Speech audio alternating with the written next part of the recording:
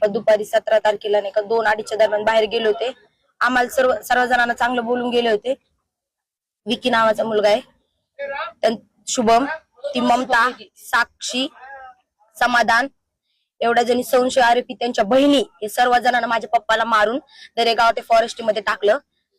आणि हे 15 वर्ष म्हणजे त्यांचं काय प्रकरण होतं माहित नाही आम्हाला, पण ती शुभमनं माझ्या पप्पाला धमक्या दिल्या होत्या. शुभमनं विकीनं या सर्व जणांना माझ्या पप्पाला मारून टाकलं. आम्ही इथं तालुका पोलीस स्टेशनला आलेलो आहोत आणि त्या आरोपींना त्यांनी मदत सिक्युरिटी सोबत ठेवलेले आहे आणि आमच्या सर्व नातेवाईकाला माझ्या मम्मीला आम्हाला गेट लावलंय त्यांनी, आम्हाला मध्ये सुद्धा येऊ देत नाहीये. बाहेर त्यांनी आमची तक्रार सुद्धा घ्यायली नाही, त्या आरोपीच्या सगळ्यांचे नाव सुद्धा घ्यायले नाही. आम्हाला न्याय मिळाला पाहिजे तोपर्यंत आम्ही बॉडीला हात सुद्धा लावणार नाही.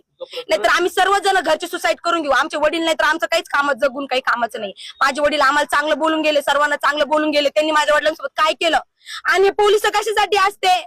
जनतेला न्याय देण्यासाठी असते पोलिस, आणि आम्हाला का न्याय द्यायला नाही? ज्यांचा नवरा मरतो, ज्यांचा बाप मरतो त्यांना कळतं त्यांच्यावर बिकतं काय असतं काय नाही.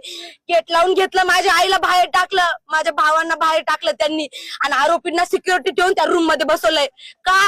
माझा बाप मेला आज, तुमचा बाप मेला असतं तेव्हा मग माझ्या बापाला जरी न्याय भेटला नाही ना, माझ्या बापाच्या बॉडी सुद्धा आम्ही हात लावणार नाही. ते पाचीच्या पाची साईचे साई आरोपी आम्हाला धरून पाहिजे. तुमच्याकडून नसन होत तर माझे भाऊ 2 बरोबर करते.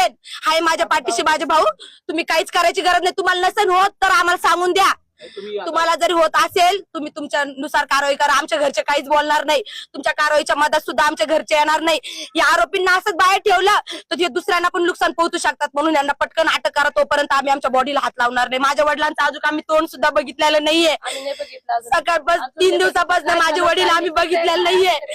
माझ्या वडिलाला पटकन न्याय द्या, नाही तर मग आम्ही जे करायचं ते करू. आम्ही बरोबर यांना सांगा आमची कंप्लेंट घ्या म्हणून, आणि आमच्या वडिलांचं नाही का अंतिम संस्कार आम्हाला करायचंय, आणि ते आरोपी धरल्याशिवाय आम्ही अंतिम संस्कार करणार नाही. यांना बोलून नेलं होतं का कसं नेलं?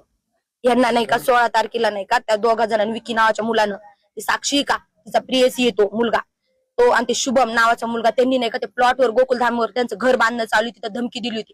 माझे वडील आम्हाला सांगितले, पण आमच्या वडिलांना आम्ही कुठंच जाऊ दिलं नाही. 17 तारखेला माझे वडील दुपारी 2 वाजता आम्हाला बोलले, माझ्या मम्मीला बोलले आम्ही जाऊन येतो म्हणे लगेच. तरी माझे वडील 17 तारखेला गोडीनं बोलून गेले.